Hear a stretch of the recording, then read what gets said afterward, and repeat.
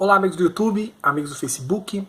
Hoje eu quero falar de igrejados e desigrejados, tá bom? Mas pode ficar tranquilo que não vou atacar nenhum dos dois lados. Vou apresentar minha opinião, pós e contras, sobre cada movimento, cada visão, tá certo? Mas antes eu quero convidar você a conhecer o canal do irmão Israel, canal Reino de Deus, tá bom? Vai lá, deixa o seu like, se inscreva no canal dele e deixa um comentário lá. Eu vim do canal do irmão Alisson Dias, tá bom? Quero agradecer a todos que vieram de lá. Ele fez uma recomendação e deu uma chuva de irmãos que acompanhavam o trabalho dele, que estão aqui comigo, são muito bem-vindos e muito obrigado. E agora vamos ao assunto.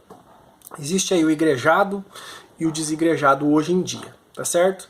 E eu quero dar a minha opinião sobre cada um, como é que o que eu vejo, o que eu acho, e nos comentários a gente pode debater isso de forma amistosa, para nós vermos aí, chegarmos a uma conclusão. E esse estudo vai estar lá também no canal do irmão Israel, tá certo?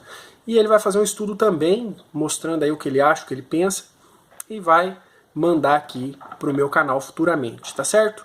Então, em primeiro lugar, igrejado. E os que frequentam os templos, qual que é o pós disso aí? O que é favorável naqueles que, como eu, frequentam uma denominação, um templo, estão dentro ali de uma reunião de crentes num templo? Qual é a vantagem disso? É o compromisso. Quando você afirma um compromisso ali com uma denominação, então aquilo se torna ali mais fácil para você continuar seguindo, para você continuar firme, para você continuar em frente. Você tem um compromisso. Por exemplo, tem muita gente que não consegue guardar dinheiro para comprar um carro. Eu não consigo. Se eu fosse guardar dinheiro para me comprar um carro, jamais eu compraria. Mas quando eu vou lá e financio, eu tenho um carnê para pagar, então esse compromisso vai me fazer pagar. No final das contas eu vou pagar. Então essa é a vantagem, é esse compromisso. E qual que é o contra, um ponto contrário mesmo que eu vejo do igrejado, daquele que vai no templo? Um ponto muito contrário que ele tem é achar que quem está fora não tem salvação. Isso é um erro fatal, é um erro muito perigoso e é também uma grande maldade, tá certo? Todo aquele que crê em Cristo como Senhor e Salvador de sua vida, que se arrependeu dos seus pecados, todo esse tem salvação. Lembre-se do ladrão da cruz. Ele foi um pecador, um transgressor toda a sua vida. Mas quando ele conheceu a Cristo, se arrependeu e assumiu, reconheceu Cristo como Senhor e Salvador, nesse mesmo momento disse para ele: hoje mesmo estará comigo no paraíso. Sem nunca ter pisado em um templo, sem nunca ter sido batizado ou participado da ceia. Então a salvação não está no templo, a salvação não está nas pessoas, a salvação está em Cristo. O desigrejado, na verdade isso é um termo aí popular que a gente usa. Não existe desigrejado porque não dá para desigrejar a igreja, tá certo? Aquele que tem Cristo como Salvador, ele é um membro da igreja de Cristo, do corpo de Cristo, tá certo? Então você não pode tirar ele disso. Vamos falar desigrejado no popular, tá certo? Mas ele é igreja. Agora, qual que é o pós do desigrejado? Para mim, o ponto satisfatório, o ponto favorável deles é que eles buscam a Deus sem nenhum compromisso. Isso é muito bom. É claro que existem exceções. Como se diz, ele busca a Deus sem nenhuma ajuda externa. Isso é muito bom. Ele não tem aquele compromisso, aquela obrigação. Já o igrejado, às vezes, ele não está afim de ir, não está afim de frequentar, mas ele vai na marra. Eu acredito que essa não é a vontade de Deus, que você vá por obrigação. Então, pós e contras. Mas o desigrejado ele fica mais sujeito a não ir, a deixar, ficar uma semana, duas, a ficar preso mais ali na televisão, nos seus afazeres do dia, né? Então, essa é a vantagem do desigrejado, é buscar a Deus sem nenhum compromisso, tá? E qual que é o contra? É achar que o crente bom é o que está fora das denominações. Então isso é um ponto contrário. Eu vejo no Facebook muitos que não frequentam denominações, que só ficam caluniando as denominações, ficam mostrando somente os pontos ruins delas, tá certo? Eu sei que hoje em dia, vamos pôr aí 80%, 90% das igrejas brasileiras, elas estão totalmente fora da doutrina, dos ensinamentos do nosso Senhor. Mas ainda existem os verdadeiros. Então você não pode colocar todos em pé de igualdade. Então você não pode generalizar. Existem as denominações boas, que respeitam. A minha mesmo, onde eu frequento, a primeira igreja batista independente, ela não cobra dízimo, ela não ameaça ninguém com o inferno, ela prega o evangelho, a salvação, ela faz o trabalho missionário. Então existem denominações corretas, mas existem muitos desigrejados que odeiam, detestam e perseguem aquele que está no templo. Isso é terrível, tá? Isso não é trabalho, não é obra de cristão, isso é obra do maligno. Agora nós vamos falar, né, falamos o prós e contra de igrejado e desigrejado, num resumo e tal, e agora nós vamos falar de denominação, né, templo, e a denominação casa, ou denominação que são, né, feitas aí dos desigrejados, que reuniões em casas. A denominação templo, aquela que tem a igrejinha, que tem uma plaquinha, tem o nome e tal, qual que é o pós dela, a vantagem que ela tem? É que ela mantém a doutrina, tá certo? Vamos dar um exemplo. Igreja Batista, que eu frequento. A nossa principal doutrina, a principal regra de fé ali é salvação, pregar o evangelho. O bom batista, o principal dele é o evangelho que ele quer pregar. Então isso é mantido, né, de geração para geração, porque é uma ética, é um conjunto de regras da igreja que ela tem que manter aquilo. Então ela mantém. Então muitas das doutrinas que você tem hoje, elas não foram completamente destruídas por causa da denominação. Por exemplo, a igreja adventista, ela vai manter aquela doutrina do sábado ali até o fim, ela não vai deixar cair, tá? Mesmo que seja um erro, mas ela vai continuar.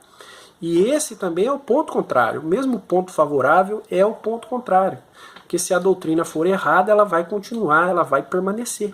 Então, na verdade, o erro e o engano ali daqueles que frequentam denominações está em não buscar a verdade nas escrituras. A denominação ela facilita aí o trabalho dos lobos, porque muitos dos membros não se preocupam em ir lá conferir nas escrituras, ver se é aquilo mesmo, não agem como os bereanos, tá? Mas ela tem muitas vantagens, as doutrinas boas são mantidas, os bons costumes, os bons conselhos são mantidos desde lá de trás até o dia de hoje, por causa da denominação, tá? E agora a denominação sem templo, né? Porque, queira ou não queira, desigrejado já virou uma denominação, tá bom? O que é o pós dos desigrejados, a denominação sem templo? O pós eles saem das quatro paredes. Os igrejados, eles têm o defeito de ficar muito preso ali nos tijolos, nas paredes. A vantagem aí da denominação sem templo, dos desigrejados, digamos assim, é que eles saem. Eles fazem uma reunião numa vila, aí os vizinhos vão lá assistir, ouvem a palavra de Deus, fazem uma reunião noutra vila, os vizinhos vão lá, isso é maravilhoso. E isso as igrejas, templo, deveriam fazer. E o contra? O contra é que é aquele mesmo que eu falei do templo, né? Eles não têm aí um corpo doutrinário, eles não têm aí uma regra a seguir, eles não têm uma tradição a seguir. Então a doutrina está entregue na mão de qualquer um. Né? Qualquer um vai chegar numa casa e tem um pregador, vai chegar na outra tem outro pregador. Cada um pensa de um jeito. Então as heresias nascem nesses lugares e se espalham, porque não vai ter um controle para isso. Então essa é a desvantagem da denominação sem templo. Quero falar também dos argumentos usados pelos desigrejados contra. Né? É claro que eu vou ficar mais propenso a defender a denominação, porque eu faço parte, né? Mas aquele argumento, Deus não habita em templos feitos por mãos humanas, então você não pode estar lá, né? Isso é mentira. É claro que Deus não habita em templo feito por mão humana, é claro, o Criador de todo o universo, ele não cabe aqui dentro de um templo, e o homem jamais vai conseguir construir com as suas mãos um templo digno da presença de Deus.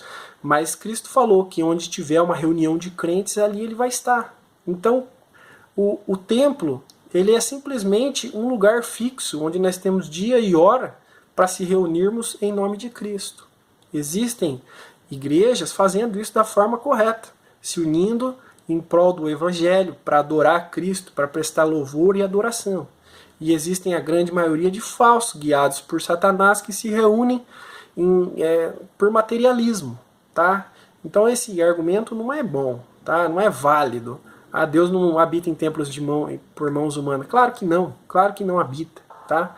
Mas se esses desigrejados encontrarem uma turma de 50, 100 pessoas que são firmes e querem aí se reunir em templos para poder adorar o Senhor, que mal tem nisso? Se eles quiserem se reunir 2 ou 3 vezes por semana para fazer isso, para pregar o Evangelho, não seria bom? Seria muito bom, né? Só não pode deixar se corromper, tá certo?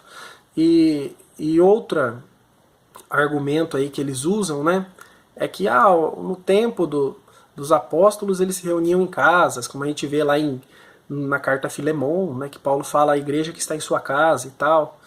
É claro que se reuniam em casa no primeiro século, eles estavam sofrendo uma perseguição terrível por parte dos judeus. Então, é claro que eles iam se reunir em casa, é claro que eles não tinham ainda condições financeiras de construir um templo. É claro, mas você vê muitas vezes os apóstolos orando no templo de Jerusalém, tá certo? Então é claro que eles se reuniam em casa. Se eles construíssem um templo, ia ser queimado. Eles sofriam perseguição. Isso não é um argumento bom, tá? Que bom seria que as pessoas se reunissem no templo realmente com o propósito de adorar a Deus, de servir, de fazer o trabalho ao Senhor, né? Pena que muitos não o fazem. E o que me faz aí, o que eu tenho para querer sempre estar continuando, sempre estar dentro do templo, né? Primeiro, criar meu filho ali nesse ambiente, né, de adoração a Deus. Isso é muito bom, isso é maravilhoso, tá? Então esse é um ponto favorável. E outro ponto é o seguinte, vamos ler aqui, Mateus 28, 19 e 20, olha aqui, ó. Portanto, ide e fazeis discípulos de todas as nações, batizando-os em nome do Pai, do Filho e do Espírito Santo, ensinando-os a guardar todas as coisas que eu vos tenho mandado. E esse é um dos mandamentos de Cristo, batizar, certo? Faz o discípulo, discipula, ensina ele, depois você batiza. Outro mandamento do nosso Senhor Jesus Cristo também durante a ceia. Ele falou, este é o meu corpo que é entregue por vós. Este vinho representa o meu sangue que é derramado por vós. Fazei isto em memória de mim. Ele mandou que fizéssemos até a sua vinda. Tá bom? Então como é que fica isso nos desigrejados? Tá? Batizam sob a autoridade de quem? Tá? Não estou dizendo que a placa denominacional batista ela tem autoridade de batizar. Não é isso. Eu estou dizendo que aquele corpo de membros, aquelas 50, 100 pessoas que estão ali, que formam aquele corpo, aquela igreja que está ali, as pessoas, sob a autoridade delas, é que nós batizamos.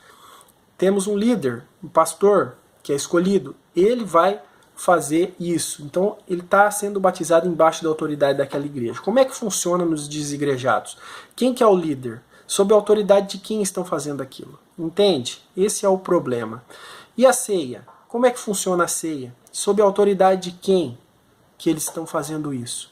Então, esses mandamentos, essas ordenanças de Deus, elas não ficam bem colocadas aí no caso dos desigrejados. E parece uma coisa feita sem autoridade de ninguém, sem organização nenhuma. E isso para mim não parece ser da vontade de Deus. Por isso que eu ainda vou continuar até o fim da minha vida ali no templo. E vou fazer a minha parte. Usar o meu espaço que me dão lá dentro para pregar a verdade. E vou usar aí a força que eu tenho, ou a ideia que eu tenho, a minha opinião, para manter aquela igreja na verdadeira doutrina, na sã doutrina e pregando o verdadeiro evangelho. Obrigado e compartilhe esse vídeo, vai ser bom para igrejado e para desigrejado. Obrigado.